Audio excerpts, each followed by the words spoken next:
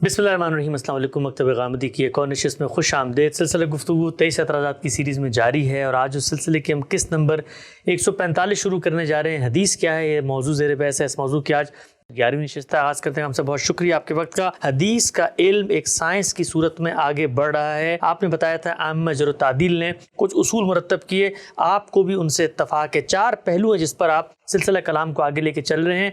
एक चीज़ ज़ेर बहस आई कि हदीस के रद्द कबूल के मयारात क्या होंगे, सनद के एतबार से और मतन के एतबार से। मैं चाहता हूँ सिलसिला कलाम को वहीं से जोड़ें और बताइएगा जो कंटेंट है, जो मौजू है, जो चीज़ ज़ेर बहस है, उसके फ़हम के क्या उसूल हैं आपकी नज़र में? मैंने 4 मबाहिस मुतय्यन कर दिए थे। पहली बहस पाया तकमील को पहुँच गई। मुहद्दिसीन ने क्या मयारात कायम किए हैं।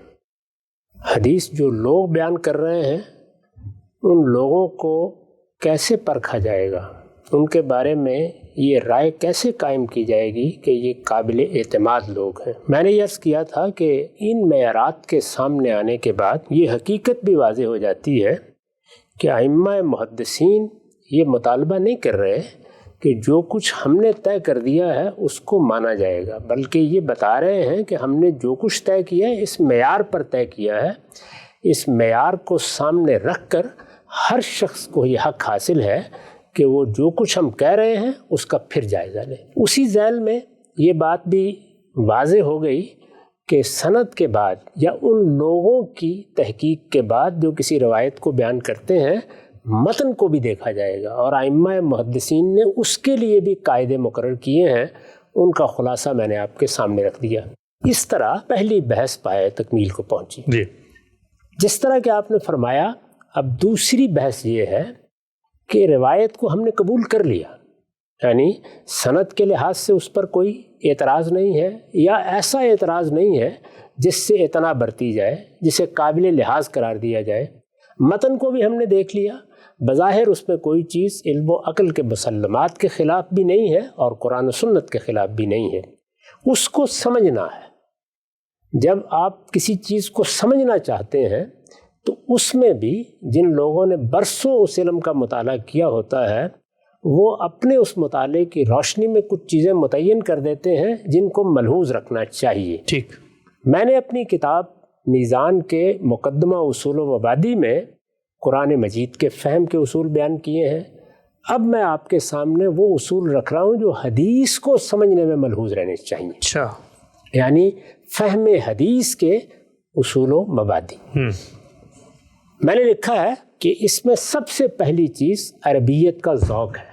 ये 5 उन्वानात हैं जिनके तहत मैंने ये मबादी बयान किए हैं जी। अरबियत का ज़ौक़, पहली चीज़ ये है कि कुरान की तरह हदीस की ज़ुबान भी अरबी मुअल्ला है, यानी वो ज़ुबान है जो अरबी ज़ुबान के मुख्तलिफ़ लहजों में, मुख्तलिफ़ असालीब में बरतर ज़ुबान समझी जाती है। ख़ुद रिसालत मआब सल्लल्लाहु अलैहि वसल्लम ने अपने बारे में ये फरमाया है कि मैं फसीह तरीन लोगों में से हूँ। आप अफ़सहुल अरब थे। कुरान मजीद की ज़ुबान से तो हर शख्स वाकिफ़ है। उस ज़ुबान को एक बरतर ज़ुबान के तौर पर समझकर हदीस को समझने की इब्तिदा करनी चाहिए। अच्छा, पहली चीज़ ये है कि कुरान की तरह हदीस की ज़ुबान भी अरबी मुअल्ला है। इसमें शुबा नहीं कि हदीस की रवायत ज़्यादातर बिलमाना हुई है। यानी ये बात तो वाज़ेह है कि सहाबा किराम ने या बाद में ताबईन ने इसकी पाबंदी नहीं की कि जो कुछ रिसालत मआब सल्लल्लाहु अलैहि वसल्लम के अल्फाज थे बैन ही आगे रवायत किए जाए। मुमकिन भी नहीं था हमसे, ये मुमकिन भी नहीं होता। मुद्दा को बयान किया है, यानी कुरान मजीद तो बिलफ्ज़ रवायत हुआ है। जिस तरह अल्लाह ताला ने नाजिल किया उसी तरह रिसालत मआब सल्लल्लाहु अलैहि वसल्लम ने पढ़ा और आगे उसी तरीके से नस्लन बादे नस्लिन मुंतकिल हो रहा है। ठीक, लेकिन हदीस में ये इत्माम नहीं किया गया और ये मुमकिन भी नहीं था, जैसा कि आपने फरमाया। तो रवायत बिलमाना हुई है, लेकिन नबी सल्लल्लाहु अलैहि वसल्लम और आपके सहाबा की ज़ुबान इसके बावजूद उसमें इतनी महफूज ज़रूर रही है कि उसे एक साहिब ज़ौक़ बहुत हद तक दूसरी चीज़ों से अलग पहचान सकता है। अच्छा, यानी ये तो हुआ है कि मुद्दा को अपने लफ्ज़ों में अदा कर दिया, लेकिन इसके साथ ये एहतमाम भी रहा है कि अगर जुमला छोटा सा है, अगर उसमें कोई कुल्लिया बयान हुआ है, वो कोई ऐसी चीज़ है کہ جس کو لفظوں ہی میں بیان کیا جائے تو اس کا ابلاغ ہوتا ہے، تو صحابہ نے بھی اس کا اہتمام رکھا ہے اور بعد کے لوگوں نے بھی اس کا اہتمام رکھا ہے۔ پھر جب یہ علم کی حیثیت اختیار کر گیا تو اب لوگوں نے جو کچھ بیان کر دیا گیا اس کو محفوظ کرنا شروع کر دیا۔ اس کے بعد یہ سوال ہی ختم ہو گیا، کہیں روایت بالمعنی ہونی ہے، تو روایت بالمعنی کا احتمال بھی صحابہ کے زمانے میں تھا، تابعین کے زمانے میں تھا، زیادہ سے زیادہ تبع تابعین کے زمانے میں۔ چونکہ دوسرا پہلو بھی ملحوظ رہا ہے، بلکہ بعض ائمہ تو اس بات پر اصرار کرتے رہے ہیں کہ ہم اسی روایت کو ترجیح دیں گے جو باللفظ ہوگی۔ امام مالک کی موطا کا جن لوگوں نے دقت نظر کے ساتھ مطالعہ کیا ہے وہ اندازہ کر سکتے ہیں کہ اگر ایک ہی بات مختلف روایتوں میں آئی ہے، مختلف طریقوں سے آئی ہے، تو وہ انتخاب میں اس چیز کا لحاظ رکھتے ہیں کہ اس میں رسالت مآب صلی اللہ علیہ وسلم یا صحابہ کی زبان محفوظ رہے۔ اچھا، باللفظ چیزوں کو قبول کرتے ہیں۔ دعاؤں میں تو یہ بہت ہوتا ہے، یعنی اس میں روایت کرنے والے پوری کوشش کرتے ہیں کہ رسول اللہ صلی اللہ علیہ وسلم پوری کوشش کرتے ہیں کہ رسول اللہ صلی اللہ علیہ وسلم کی زبان، آپ کے الفاظ کو اسی طرح سے منتقل کیا جائے، اس لیے کہ اس میں اصل چیز الفاظ کا دربستی ہے، ان کا حسن کیا ہے۔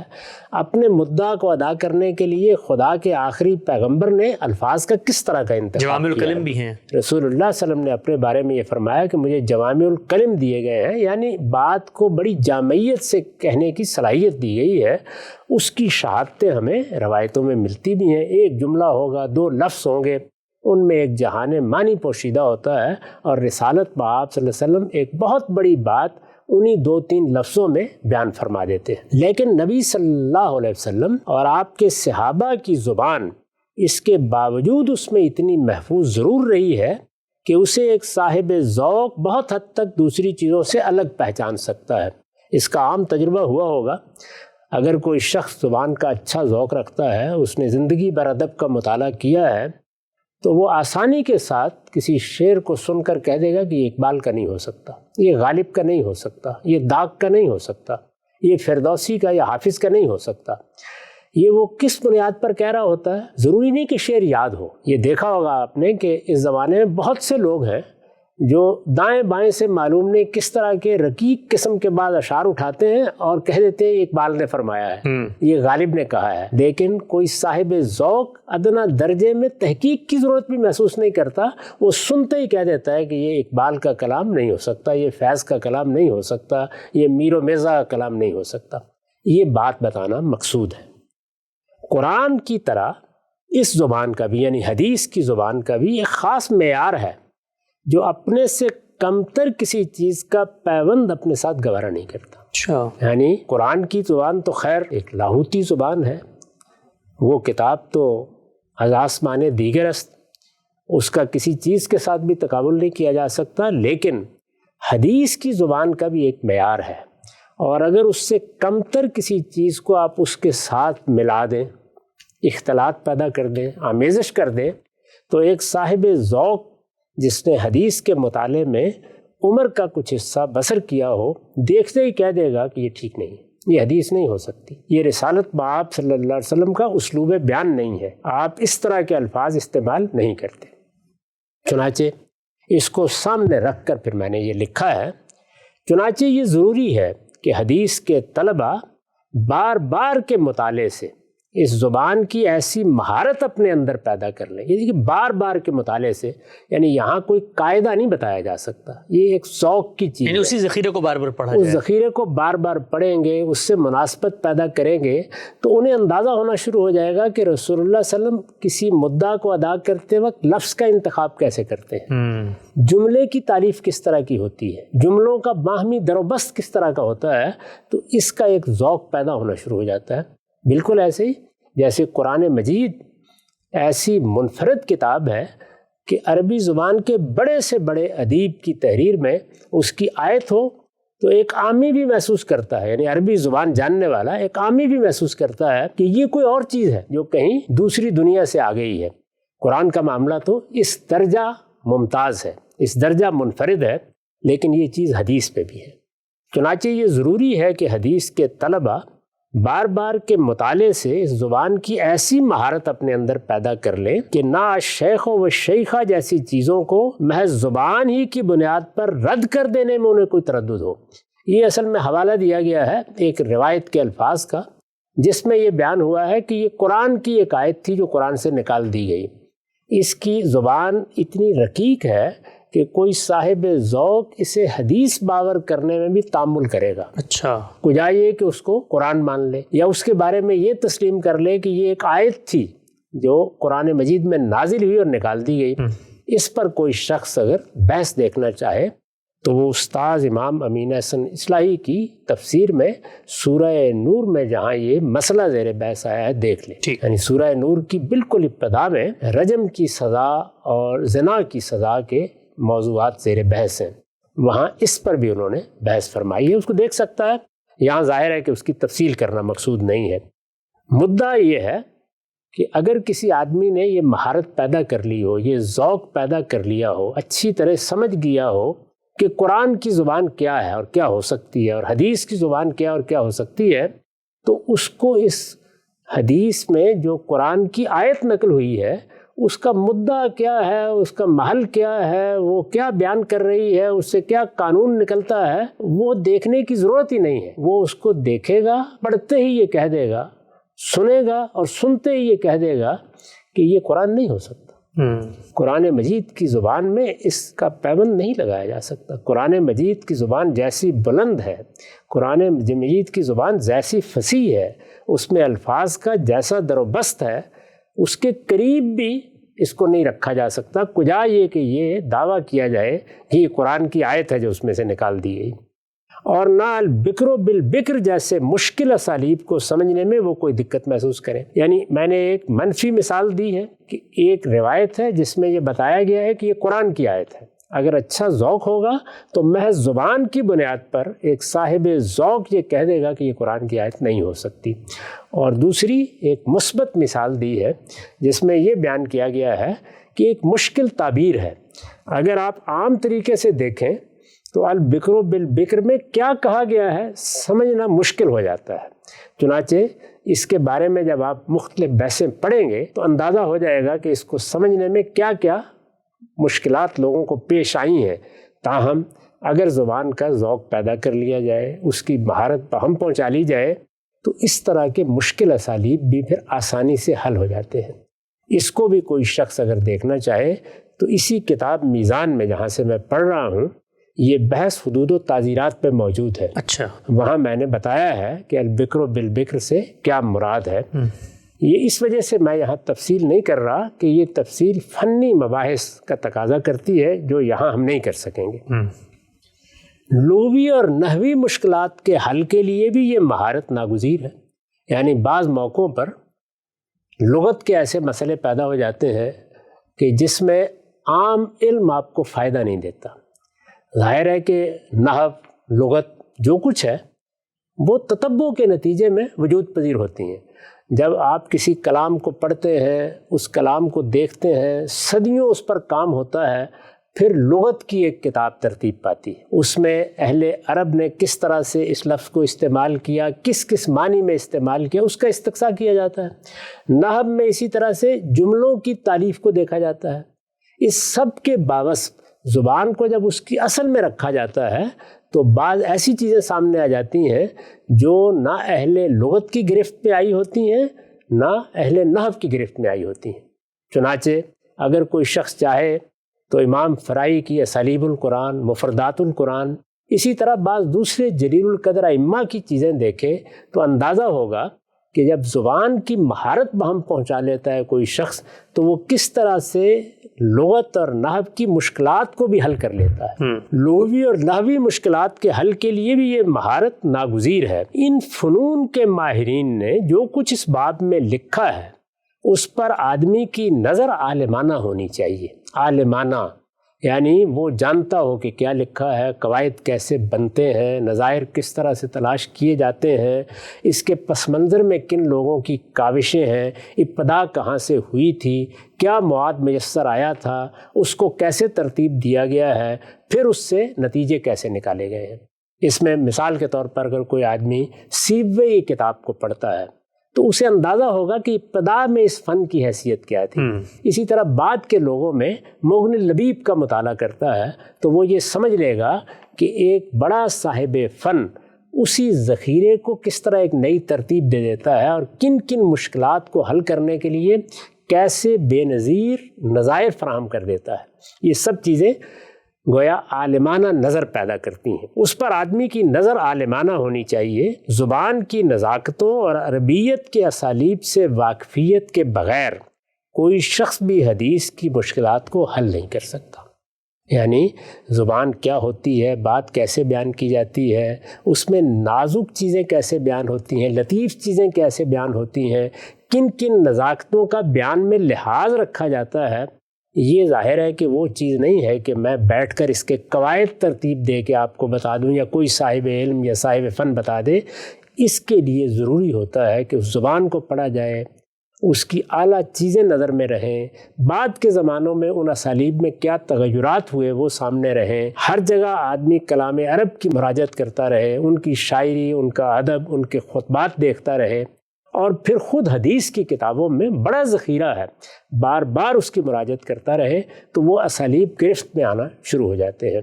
یہاں صرف یہ بتانا مقصود تھا کہ کسی حدیث کا محض ترجمہ کہیں سے آپ پڑھ لیں یا کسی حدیث کو آپ نے تھوڑی بہت جو عربی کی شد بد ہے اس کی بنیاد پر پڑھا اور پھر اس پر حکم لگائیں، یہ کوئی اچھی بات نہیں ہوگی، بلکہ وہ زبان جس میں حدیث ہے اس زبان کا ذوق پیدا کیا جائے، اس میں مہارت بہم پہنچائی جائے، اس میں آج تک جو کام ہوا ہے اس پر آدمی کی اچھی نظر ہو، وہ یہ جانتا ہو کہ اگر کوئی مشکل پیش آئے گی تو مجھے زبان کے کن ذخائر کی طرف رجوع کرنا ہے اور کن ماہرین فن کی مراجعت کرنی ہے۔ یہ سب چیزیں اس کو سمجھنی چاہیے، جاننی چاہیے، ان میں حذاقت کے درجے تک پہنچنے کی صحیح کرنی چاہیے۔ پھر اس کے بعد حدیث کو سمجھنے میں اس کو زیادہ مشکل پیش نہیں آئے گی۔ میں یہ تو نہیں کہتا کہ اس کے بعد بھی کوئی شخص غلطی نہیں کرے گا اور آنے والے اس کی غلطی کی نشاندہی نہیں کریں گے، یہ ہوتا رہے گا۔ انسان جس علم میں بھی مہارت پیدا کرتا ہے اس میں تھوڑا سا چلنے کے بعد اندازہ ہو جاتا ہے کہ فوق کل ذی علم علیم، ہر بڑے سے بڑے عالم سے بھی آگے علم موجود ہوتا ہے، تو اس لیے اس کی کوئی انتہا نہیں ہے، تاہم اس کی صحیح کرنی چاہیے۔ اور یہ خاص طور پر ان لوگوں کو توجہ دلائی گئی ہے کہ جو یہ خیال کرتے ہیں کہ انہوں نے کسی ایک آدھ کتاب کا ترجمہ پکڑا، اس کو سامنے رکھا اور اس کے بعد وہ اس پر گفتگو فرماتے اور ہزار در ہزار چیزوں کی تردید کرنا شروع کر دیتے ہیں، یہ جسارت نہیں کرنی چاہیے۔ اچھا صاحب، یہ جو اصول آپ نے یہاں بیان فرمایا، عام طور پہ اصول جو ہمارے ہاں خود علوم دینیہ کی بحث میں زیر بحث آتے ہیں، وہاں پر تو یہ ہوتا ہے نا کہ اصول کو منضبط ہو۔ یہ جو پورا اصول ہے یہ اصلاً ایک ذوق پر، ایک ممارست پر، ایک مشق مزابلت ایک آدمی کے اوپر منحصر ہے۔ تو یہ بھی تو ہو سکتا ہے کہ کوئی آدمی حدیث کے کسی ایک متن کو اٹھا کے کہے کہ جی میرے ذوق کے مطابق اس کی زبان بڑی اچھی ہے، اور آپ کہیں کہ جی آپ کے ذوق کے مطابق کی زبان وہ نہیں ہو سکتی۔ تو اس معاملے میں فیصلہ کن چیز کیا ہوگی؟ اصول تو محدد، اس کو منضبط نہیں ہونا چاہیے؟ نہیں، دیکھیے بات یہ ہے، ایک ہے قانون سازی کے اصول، وہ بالکل الگ چیز ہے۔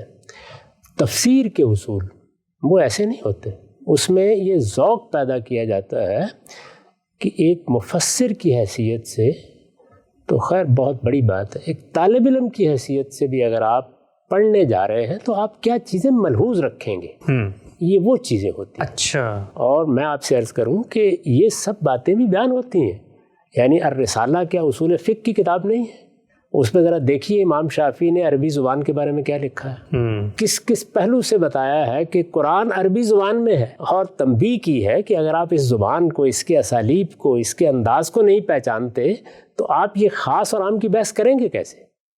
اسی طریقے سے آپ شاطبی کے یہاں دیکھیے، موافقات کی جو حیثیت ہے ہمارے یہاں اصول فقہ میں ہر شخص واقف ہے، اس میں بھی یہ بحثیں موجود ہیں، تاہم قانون ضابطے میں بعض چیزیں بالکل ریاضیاتی ہو جاتی ہیں جی۔ یہاں ایک کلام کو سمجھنا ہے، اس میں یہ بات بیان کی جا رہی ہے، اور اس میں جب کوئی آدمی مہارت پیدا کرتا ہے تو وہ تنہا نہیں ہوتا دنیا میں، یعنی دسیوں لوگ وہ مہارت پیدا کر چکے ہوتے ہیں۔ جب ہم یہ کہتے ہیں کہ یہ شعر اقبال کا نہیں ہو سکتا تو 10 لوگ موجود ہوتے ہیں جو اسی طریقے سے اس کی تائید کرنے کے لیے میدان میں اتر آتے ہیں. وہ بتاتے ہیں کہ یہ نہیں ہو سکتا. یعنی ایک آدمی یہ کہتا ہے کہ میں نے یہ سنا تھا اقبال سے، تو اسے بتایا جاتا ہے کہ نہیں، اقبال کا اسلوب یہ نہیں ہے، غالب کا اسلوب یہ نہیں ہے، میر و مرزا کا اسلوب نہیں ہے. ہر علم اور فن میں وہ لوگ موجود ہوتے ہیں. اس لیے کوئی شخص اس طرح کا اگر دعویٰ کرے گا، اور دعوے ہوتے رہتے ہیں، وہ لوگ میدان میں آتے رہتے ہیں جن کے پاس کسی چیز کا علم نہیں ہوتا اور وہ بڑی بڑی باتیں بیان کر دیتے ہیں، ان کی تردید ہوتی رہتی ہے. دنیا بھر میں جو ذوقی چیزیں ہیں ان کے لیے انضباط کی ضرورت نہیں ہوتی، اتنی ضرورت کافی ہوتی ہے کہ توجہ دلا دی جائے. مختلف اصحاب ذوق خود اس کی نشاندہی کرنا شروع کر دیتے ہیں، اور بتدریج اس طرح کی باتیں کرنے والے لوگوں کو بھی یہ معلوم ہو جاتا ہے کہ ان سے کیا غلطی ہو رہی ہے. کہ اصول آپ کی نظر میں کیا ہیں؟ 5 اصولوں میں سے پہلا اصول زیر بحث آیا. وقت یہاں پہ ختم ہوتا ہے، انشاءاللہ دوبارہ حاضر خدمت ہوں گے. اب تک آپ لوگ کا بہت شکریہ.